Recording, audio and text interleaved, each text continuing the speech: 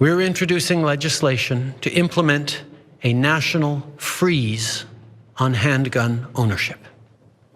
What this means is that it will no longer be possible to buy, sell, transfer, or import handguns anywhere in Canada.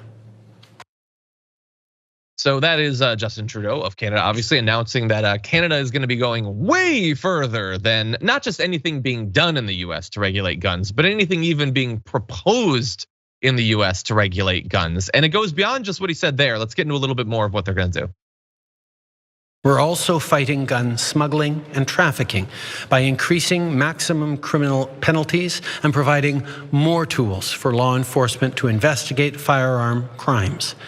And we'll require the permanent alteration of long gun magazines so they can never hold more than 5 rounds.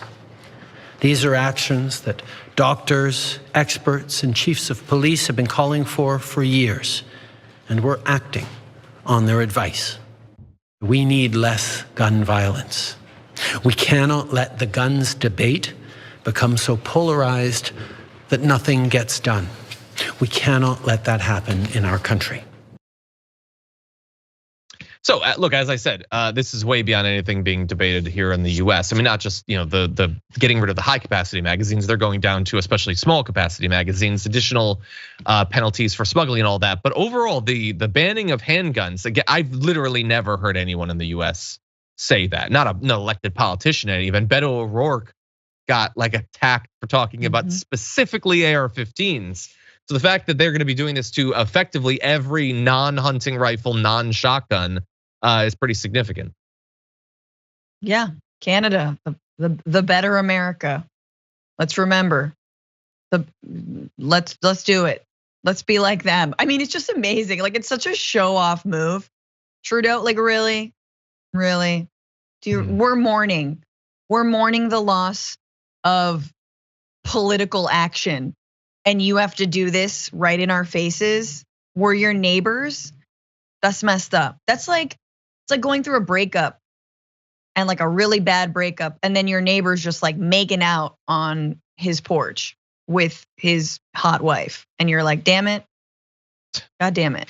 I did not expect that analogy. But yeah, they're definitely showing us up. Oh, also, I want to thank Trudeau for giving that speech, which Fox News is gonna just absolutely lose their mind over and pretend that that's what every lefty here in the US is calling for. Look, I think that a lot of what they're talking about here is a good idea. They were already planning to buy back 1,500 types of military style firearms. That seems good. Expanded background checks. They had already done this. They're going to be creating red flag laws. Obviously, I think that makes a lot of sense. You can save a lot of laws. They said, they sort of hinted that you could keep your assault weapons, but they would be made completely inoperable. So I suppose they would be art at that point. Look, I don't even know, like I've never debated banning all handguns. I don't even know that would necessarily be necessary. I think way more people have handguns than have any need for handguns. I think that overall the obsession with guns in our culture is weird. They don't bother me nearly as much as the weapons that are designed to kill many civilians in a short period of time. It would be far more difficult to do these sorts of mass shootings with handguns. You would still be capable of killing people, that is 100% true, but in any event, it's a different country with a different constitution. Some conservatives in the US need to be reminded of that because they think that the First Amendment is like a universal thing all over the globe. But anyway, they're going way beyond us.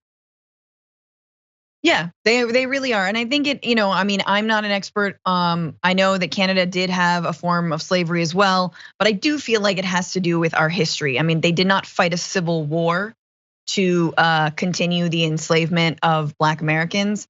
And I think we have just a very different history of like white settler racist colonialism in this country. I mean, and it's not to say that they don't have that legacy, but it's very different, and it doesn't run on this exact same color lines that the United States does. And I think that has everything to do with how specifically white Americans understand the role of weaponry in their lives, which I think is basically to protect themselves against Black people and people of color in this country. And for whatever reason that's entrenched in their mind.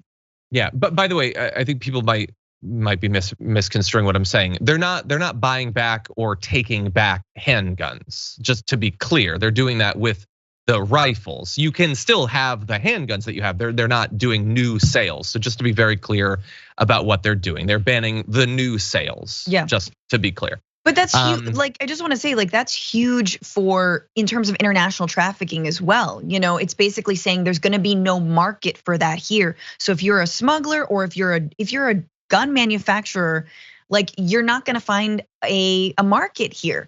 And you know where there is a market for a lot of guns, not just in the United States, where there's like 3 guns per person in this country, but in Mexico and Central America, which is consistently gun manufacturers are fueling the violence in those countries, drug-related violence, gang-related violence, that it then in turn fuels the mass exodus of immigrants and families who want to escape that said violence. And where do they go? They come to the United States, and it's only, I guess, minimally better, because there's maybe a minimally less chance you're gonna die in gunfire. Well, and that's why it's good that they're also increasing, the stuff about smuggling, because of course there's going to be people trying to bring US guns across the border in the same way that you can ban guns in Chicago or whatever. You're still surrounded by gun country. We provide that internationally. But anyway, really fast, just I want to give people a little bit of information about some efforts by countries to fight back against gun violence. After a British gunman killed 16 people back in 1987, country banned semi-automatic weapons like those he'd used. It did the same with most handguns after a 1996 school shooting. It now has one of the lowest gun-related death rates in the developed world, which I don't understand. But it's a gun-free zone. And when you have a gun-free zone, criminals just manifest firearms. They just spring into their hands as if by divine will, because there's a gun-free zone. Weird. It's almost like that's not actually what's responsible for these shootings.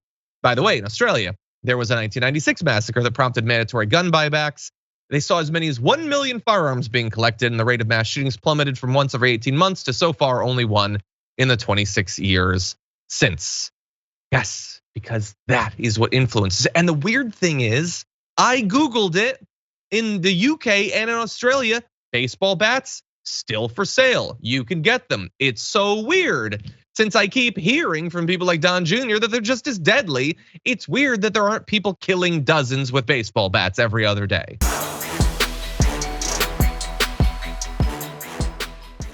Check out the Damage Report podcast each day, wherever you get your podcasts, whether Pocket Casts or Stitcher or iTunes.